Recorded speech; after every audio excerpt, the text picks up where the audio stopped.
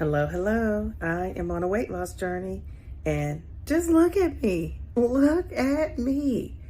I mean, I cannot believe how far I have come. You're looking at these pictures of my weight loss over time, but I'm looking into this camera and I can see that clearly I'm looking slimmer in the face, which that's probably one of the first things I see when I look in the mirror in the morning.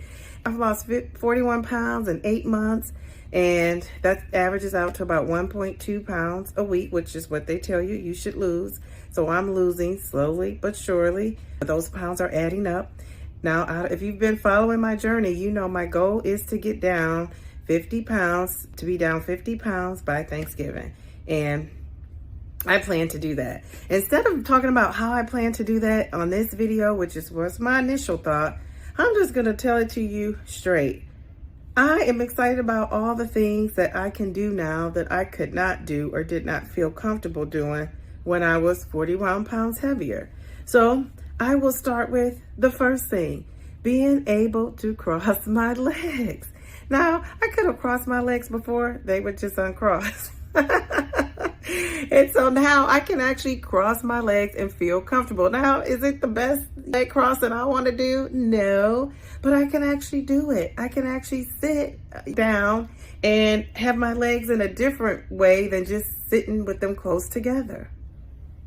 So I can do little things like that I could not. That's something small that I could do that I did not feel comfortable doing before.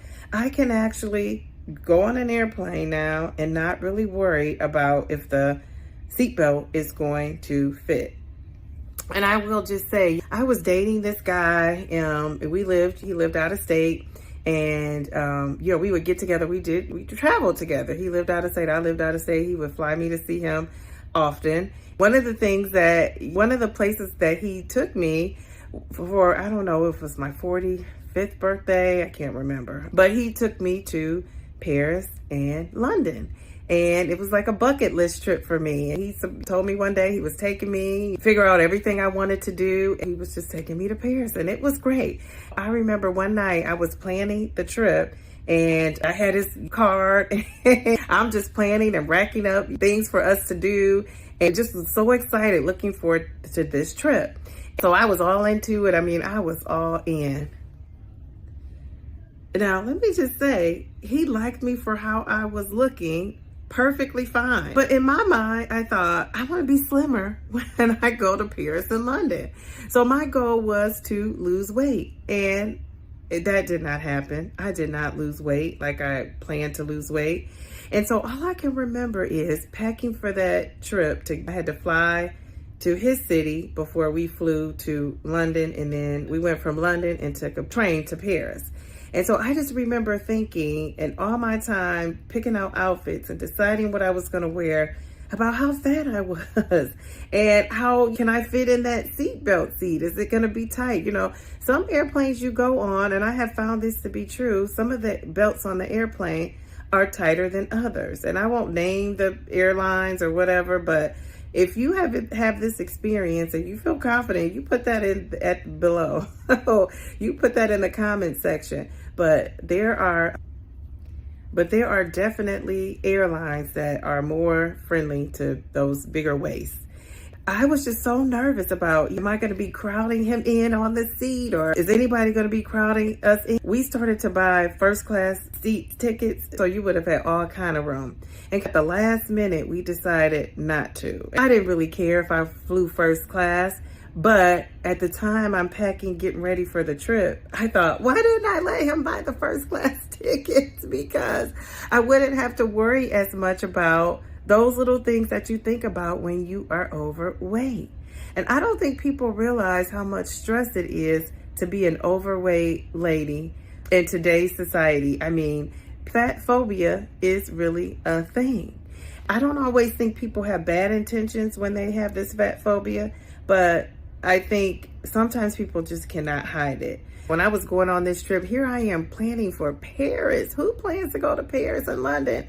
And the stress you were thinking about is if you're going to fit in a seat, if your clothes are going to be too tight, how your clothes are going to fit. All those things that we have to take into consideration. Walking through a crowd, am I going to be able to squeeze through? Are people going to be looking and, oh, you know, she's overweight, she's trying to get through this crowd type of thing. So all of those things stressed me out more than actually flying for all those hours in the air, is how fat I was going to be, or how fat I was going to look in an outfit, or if this was going to look right versus that. So that being overweight just took away from my trip. I am going back to London and Paris, and I don't have to be thin to be there. I will definitely have a different experience when I go back, and I plan to go back. Another thing that now that I have slimmed down, I am more confident. So when I am going through these crowds, I'm not worried about being as big. Now, I'm still a big girl. I realize that, but I'm not as big as I was before. In the back of my mind, I probably thought I was huge, the size of an elephant, where I'm really more the size of, like, you know, I don't know.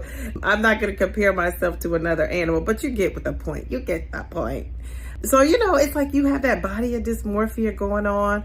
This morning when I was getting dressed, I had this shirt, and it's so comfortable. I was going to throw it on under this sweatshirt. And the reason why I did not, because it was so big. It looked like when you wear bigger clothes, it looks baggy, but like kind of like maybe sloppy. I thought that's a word I can use. And I just thought, no. That's one of the things that my friends have told me, is that I wear bigger clothes, so you really can't see how I look or if I'm losing as much because the clothes are a big fit. So I thought, I am not wearing that big shirt under my sweatshirt. The fact that I'm even filming this video with the sweatshirt is a win. It's a non-scale victory. Why? Because I would never wear a sweatshirt and film anything, because the sweatshirt makes you look bigger. So the fact that I am even doing that is a win for me. Being an overweight, heavyset person, there's so many things that people don't think about. Just the fact that now I can button my clothes and not have to feel stuffed in them. My daughter is 7. So when we go to like amusement parks and little things like that, they would always have a weight max. And I would be so nervous that I wouldn't meet the weight max requirement. And so now I am not as worried about that as I was before. And isn't that kind of sad? Or going on the rides with my daughter, just making sure that she has enough room and I'm not squashing her. And in reality, I was not. But in my mind, I was thinking I was taking up so much space. So isn't that a sad reality of what you need to think about when you're going to the amusement park with your daughter or with your children or anything? And so also another thing that I'm starting to do that losing this weight has made me overcome is my fear of taking a whole body shot. I have so many selfies. Face card is facing. So I've always had you know, people would tell me I had a pretty face, a cute face, or whatever. And so I'm not in denial at all about that. But I didn't have that bam body. I think I probably was close to that in high school. And when I got to college, that's when it just all went downhill. But I have never really wanted to take a body shot, was interested in taking a body shot. And now I'm still not interested in it, but I am doing it for weight loss documentation purposes. But it's kind of sad when I look back in my photos and I don't really have body shots of me with my daughter. That makes me sad. Gotta be honest about that. And why I don't care, I don't really care. She does. And I'm just realizing that she cares. And so for me, I had to face my fears, and I'm just taking these photos. Jeez Louise, didn't you know I was going to say that? Jeez Louise. So as long as my daughter is okay with me being in these videos and in these photos at my true weight and how I look, and she just thinks I'm so beautiful still, I'm okay with it. And, you know, it's like, geez, I'll be back. Now, I know there's a new movement to be real and to don't edit yourself and all of that. But my realness is I'm not doing the ugly cry all the time on these videos. So I'm proud of myself. There's so many things that I feel I can do now that I felt limited or worried about what people were going to say or think or any of that stuff. And I'm learning to let those fears fly, let those fears go. So I am 41 pounds down. I have a 1.2 average, which my doctor is going to be so excited about that because she said, you don't have to rush through and lose this weight. Learn the healthy lifestyle habits. And so my focus is progress, not perfection. So if you're one of my friends out there, or if you're somebody that recognizes me from YouTube, and I said this before, if you see me eating something that you think is not on anybody's weight loss plan, leave me alone and let me eat it. Leave me alone. I am on a weight loss journey. This is progress. This is not perfection. Am I going to not eat pizza for the rest of my life? No. I will have that slice of pizza. Instead of having 3 slices, guess what? Now I'll have 1. So if you're one of my coworkers and you see me eating, because educators love to eat. If you see me eating that sweet roll, leave me alone. Don't go up and talk about me. Look at her eating that sweet roll. I thought she was on a weight loss journey. I am. And guess what? I am doing it slow and steady.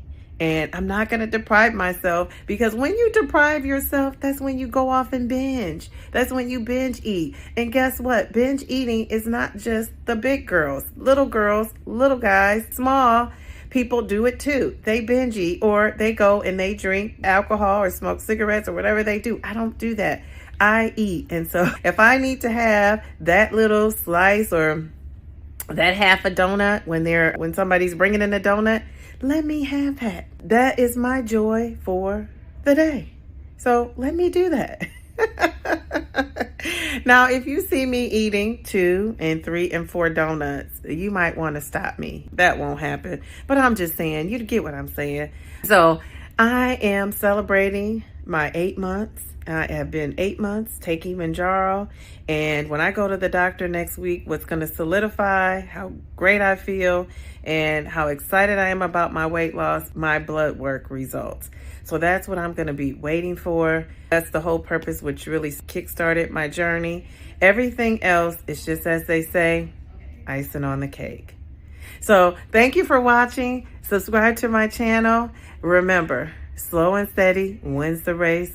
Just don't quit.